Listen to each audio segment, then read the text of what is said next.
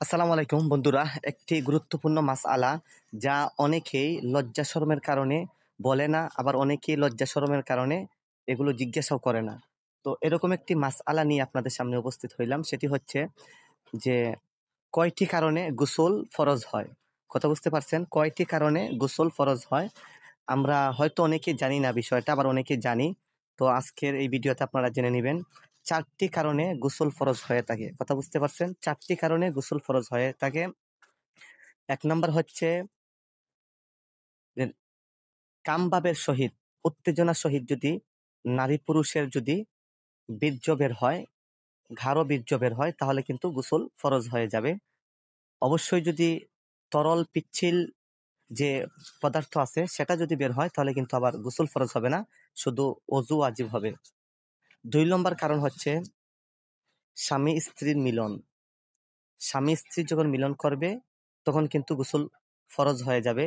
এতে বীর্য বাহির যদি নাও হয় তবুও গোসল ফরজ হবে।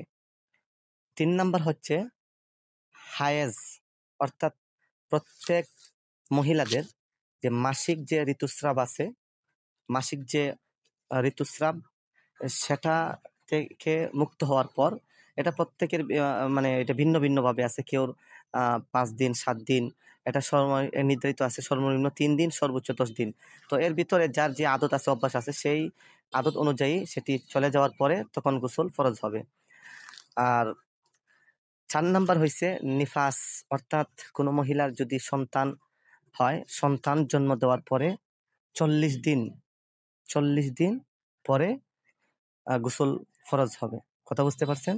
তাহলে এই 4টি কারণ গোসল ফরজ হওয়ার জন্য। তো আশা করছি আপনারা বুঝতে পারছেন। তো কথাগুলো বলার উদ্দেশ্য হইছে, অনেকে হয়তো জানেন না, তো যারা জানে না তাদের উদ্দেশ্যে ভিডিওটা। তো যদি ভালো লাগে অবশ্যই ভিডিওটা লাইক এবং কমেন্ট করে পাশে থাকবেন, এবং পরবর্তী ভিডিও যেন তৈরি করতে পারি সেইটুকু আগ্রহ এবং উৎসাহ আপনারা দিবেন ইনশাল্লাহ। তো এই বিষয়গুলো কিন্তু লজ্জার কারণে অনেকে কিন্তু বলে না, আবার অনেকে জিজ্ঞেসও করে না, এগুলো কিন্তু এইভাবেই চলে যায়। কথা বুঝতে পারছেন? তো এগুলো জানার দরকার ভাই। হ্যাঁ, বাঁচতে হলে চলতে হলে আপনাকে জানতে হবে, লজ্জা নয়। লজ্জা করলে আপনি চলবে না, বাঁচতে হলে জানতে হবে। কথা বুঝতে পারছেন? অনেক বিষয় আছে যেগুলো আমরা লজ্জার কারণে আমরা বলতে পারি না, জানতে পারি না। কথা বুঝতে পারছেন? তো আমার কাছে মনে হইতেছে যে না, এই বিষয়গুলো জানার প্রয়োজন আছে, সকলের জানার প্রয়োজন আছে। কথা বুঝতে পারছেন? তো যে কথাগুলো বলছি, আল্লাহ পাক সবাইকে বোঝার আমল করার তৌফিক দান করুন। আমিন।